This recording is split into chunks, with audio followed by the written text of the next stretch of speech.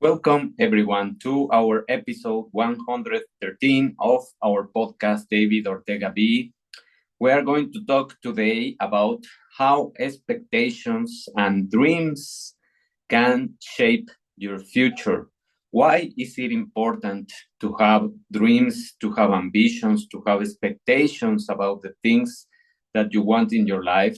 And what is the difference between having a realistic mindset about the expectation of things and going beyond into the false narrative of illusions and just making yourself miserable in the process.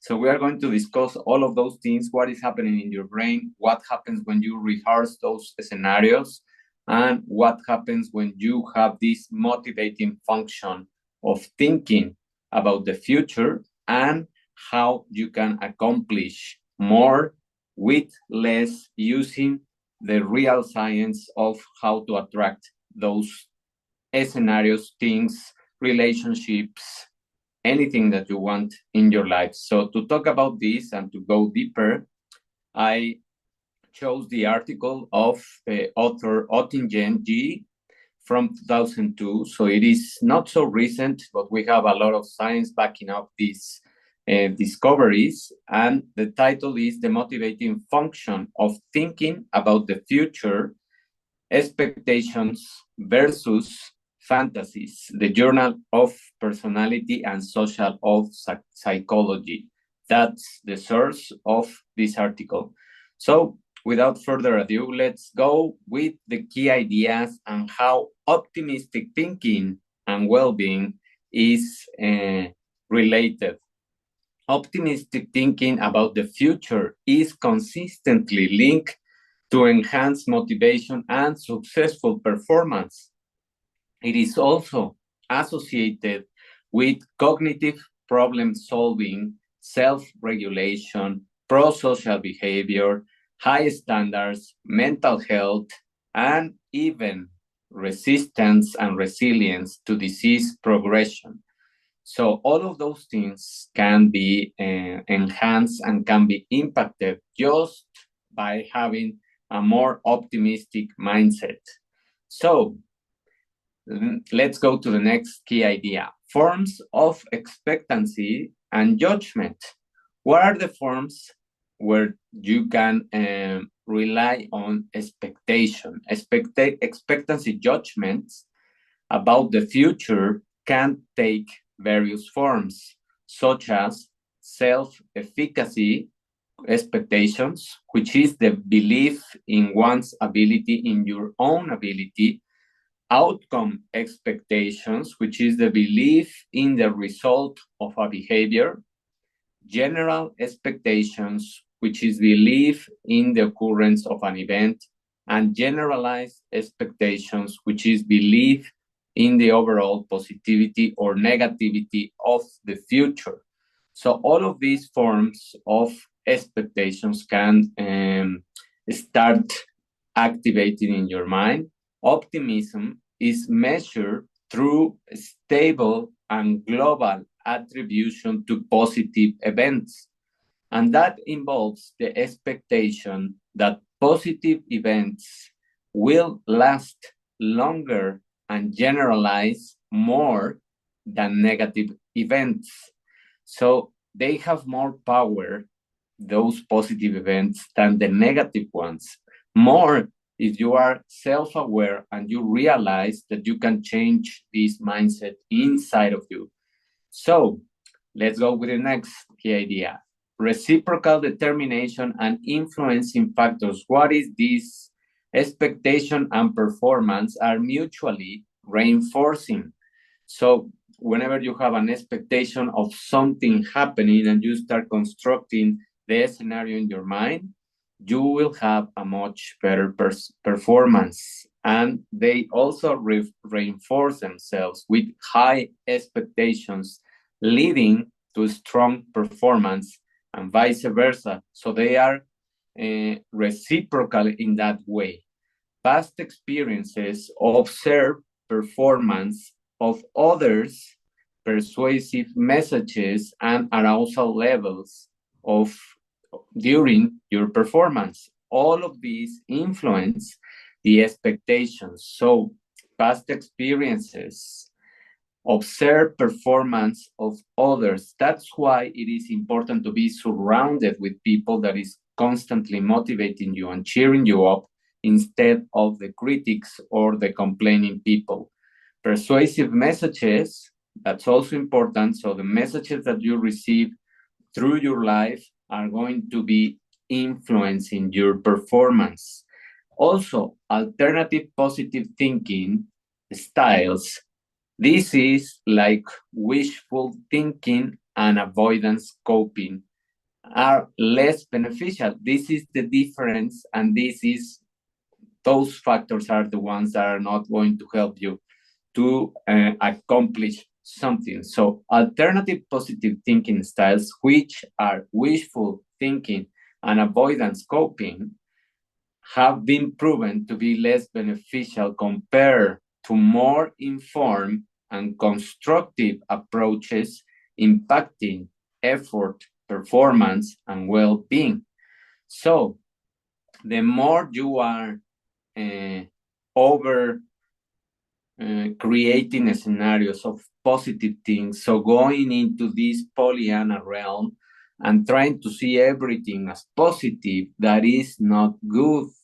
Becoming a person that has constant illusions of things and really doesn't make the things happening, that's when you are going to get derailed from this kind of performance that is going to help you.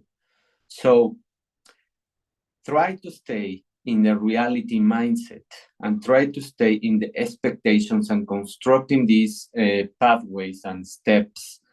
Those are some of the best approaches that have seen improvement in performance. Next, distinguishing future thinking. What is this? Two distinct forms of thinking about future events, expectations, beliefs, assessing probability, and fantasies, positively experienced images of future events. So these two things are different from the illusions and the wishful thinking because you have positively experience images in your mind of future events. So you are constructing these images, you are laying the ground of the things that can happen. And this is okay. These fantasies come whenever you are more relaxed, and we are going to get to that point.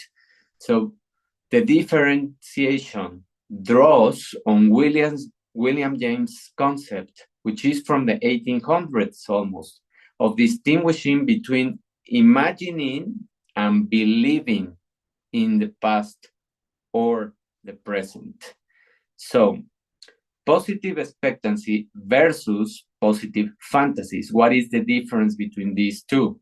Positive expectancy judgments involve beliefs that a desired event is likely to occur. Positive fantasies are defined positively experienced mental images of desired future events. Now, these positive fantasies are the images that you are constructing. It is very, very similar to the process of visualization that many athletes perform during, well, before they compete. That's why this has been proved to be very helpful in terms of enhancing your performance. Now, what is fantasies and how those fantasies violate the natural laws of time and the layers that you are adding to the pathways in your brain? Positive fantasies, as we mentioned, they differ from thoughts depiction of actions. They are different from these thoughts that are depicting actions violating natural laws, and they are akin to another concept that a researcher named Klinger termed daydreams. And we have all experienced these daydreams. We all have these moments where we are more relaxed, when we are taking a shower, when we are playing, when we are doing exercise, when we are meditating, when we are just letting our minds to wander, to get into this default mode network. And in this default mode network, in this realm of peaceful thoughts, they come to you ideas and things that go above the desires, and they include in, instrumental activities, steps for achieving the desired future. Those are the eureka moments that you have in your life, and those are the things that are going to help you go beyond the realm of the present and going into the future as if it's already there. That's the violation of this law of time. So, wishful thinking, and what is the emotional impact of this wishful thinking? Wishful thinking about the future is associated with neuroticism, sadness, and anger. Look at the difference here between the fantasies, positive, and the illusion and wishful thinking, just sitting in your couch, writing things down, and thinking that you are going to manifest something without doing anything. That's not real. That's just wishful thinking. And that wishful thinking is just going to eventually lead you to be more neurotic, sadder, and getting angrier. So that's not good for you or your health or your mental mood. And it hinders the mastery of impeding problems, especially when the situation demands that you are in vigilance and when you need to have to take effortful action. So that's the very, very important thing that I want to highlight. Now, what is happening when you deny the stressful scenarios and when you are faced in terms of the school system, when you are a student, or even when you are an adult and you start approaching a certain thing that is important, either a meeting, a delivery, releasing a project, whatever it is, and you have stress, or this is known as exam stress. Students habitually denying stressful events feel more threatened to the upcoming exams when compared to those who use less denial.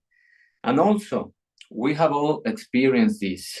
When we deny that we need to deliver something, that we have a meeting that is important, that we have an interview, whatever it is, the project that you are facing or an exam, you use this denial process. What happens inside of you is that you kind of get into this procrastination mindset. You don't do a lot of things. You stay just, just trusting too much on yourself and not doing the things that you should be doing. And then what happens is that you will start to get more stressed. You will have more fear of not accomplishing things. You will be also prone to sabotage yourself. And usually, as you didn't prepare for the exam or event or meeting or launch, whatever it is, you will face not being prepared and probably failing. So that's the problem of denying things.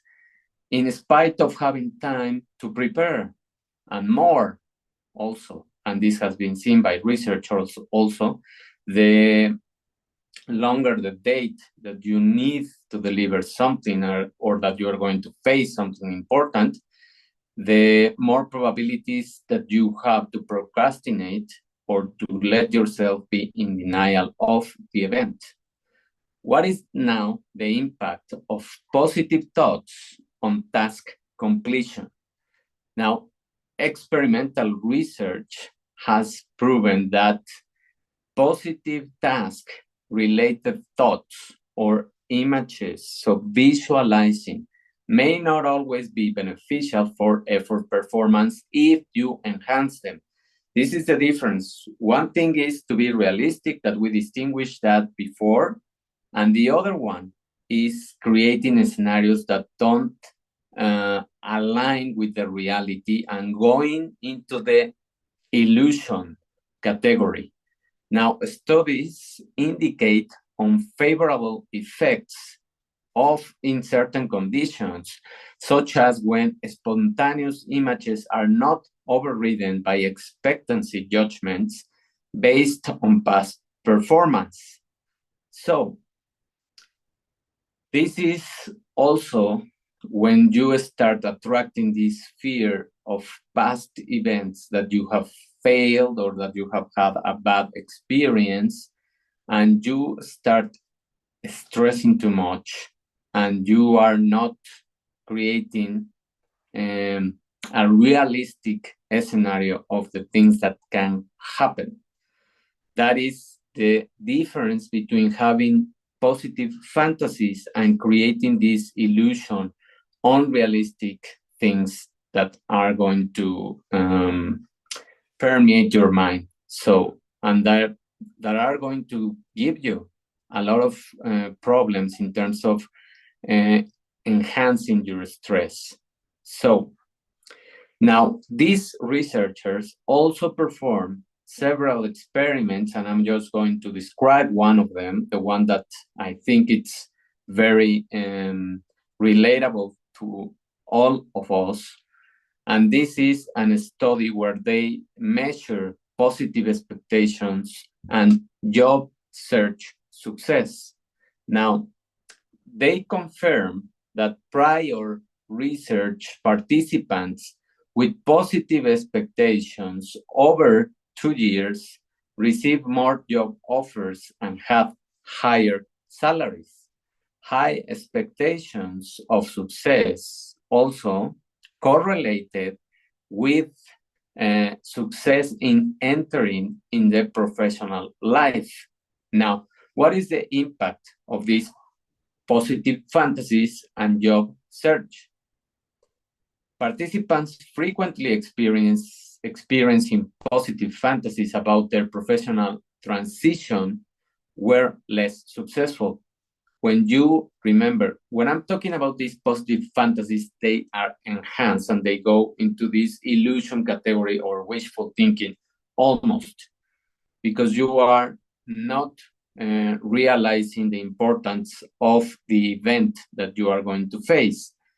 They sent out fewer job applications, and they received fewer job offers, and they earned less compared to those with more negatively toned fantasies. And let me stop here and let me just describe what is happening here. When you have a scenario that is more realistic, even if it's a fantasy because it is not real in the present moment, and you are being more grounded on the things that might happen, and you add to that a little negative outcome of the things, then what happens? You prepare more for this event, whether it is an interview, whether it is making a better resume, whether it is to research more about the company and try to find someone that works in the company and find out more details. That's what it does, to add more realistic expectations.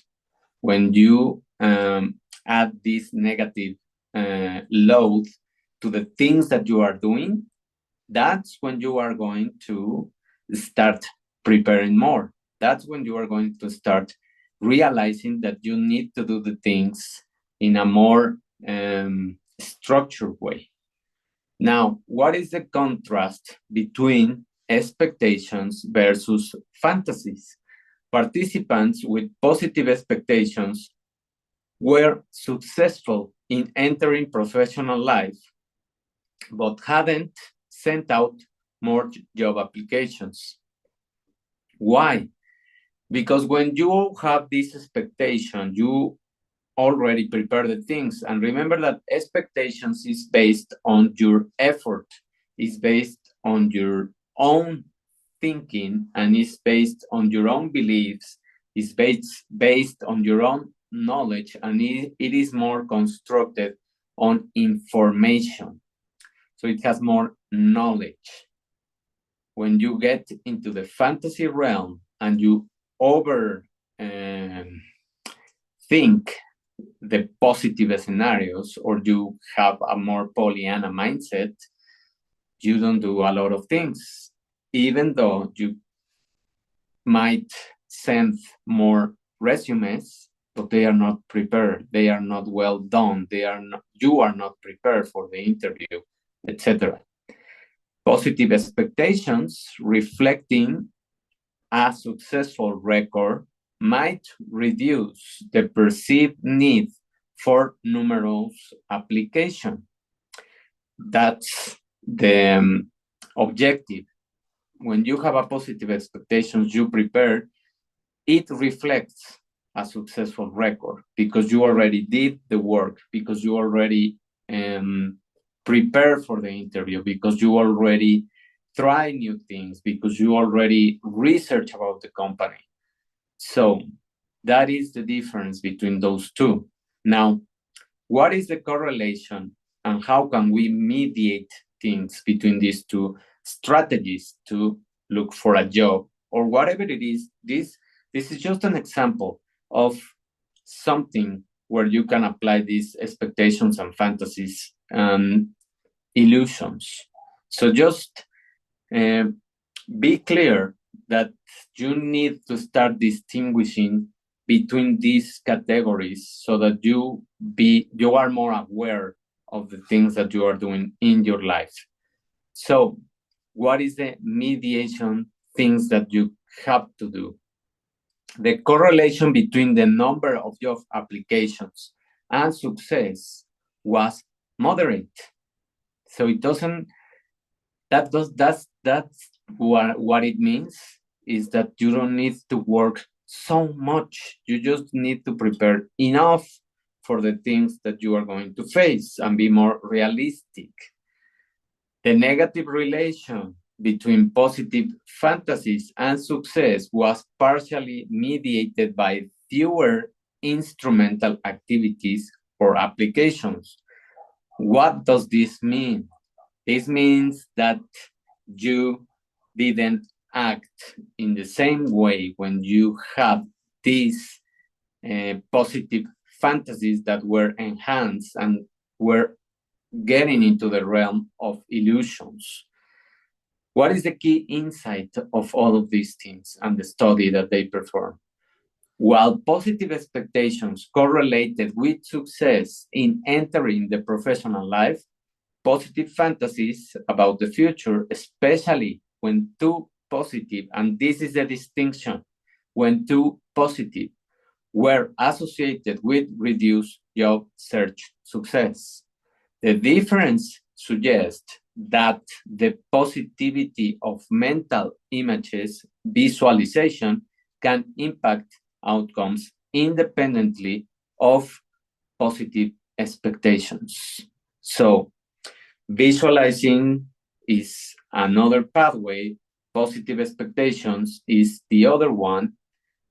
Fantasies that are realistic are okay, but fantasies that are too positive or that fall into the category of illusions or wishful thinking that's not good, because you are not going to make an effort, because you are not going to research, because you are going to procrastinate, and because you are not going to do what is required from you. That's the big difference. So I hope that this video has allowed you to have a much more constructed, structured, informative way of making your brain work as your ally, creating new pathways in your brain, visualizing the things that you want, creating this future that you want with expectations. It's okay to have expectations. It's okay to lay out the ground. It's okay to have these mental images and visualizing things. And the more you add to that with emotion, with positive emotions, that is going to make the full circle of manifesting the things in the future. The more you fall in the illusion category, the more you start scrolling through Instagram or any other platform, social platform, that allows you to compare with other people, to create a false expectation of the things, and to start just creating stress in your life, the easier you are going to fail, and the easier you're going to feel more mental burden, negative mental burden, and physical also. You are going to be more prone to diseases, because you are going to be more stressed, because you are going to create depression, because you are going to create anxiety, and because you are not going to do a lot of things that should allow you to succeed. Thank you very much for your attention. Thank you for being here. We are approaching the end of the year, and we have some surprises for the end of the year. I have all other framework that I want to try in these videos, and I also want to encourage you to give me your questions, your support, your sharing of this information, because the more you share this information, the easier it is for me to approach more people in terms of helping them in this realm of wellness through science. And if you want to support me, you know where to go: www.davidortegab.com, and in any of the pages in the upper left corner, you will find a button that says donate. So you can donate whatever you want, and I will really, really appreciate. Thank you for your attention. I'm really grateful for this year that is almost finishing. Thank you. Have a wonderful day, and we will listen to each other in our next episode. Bye.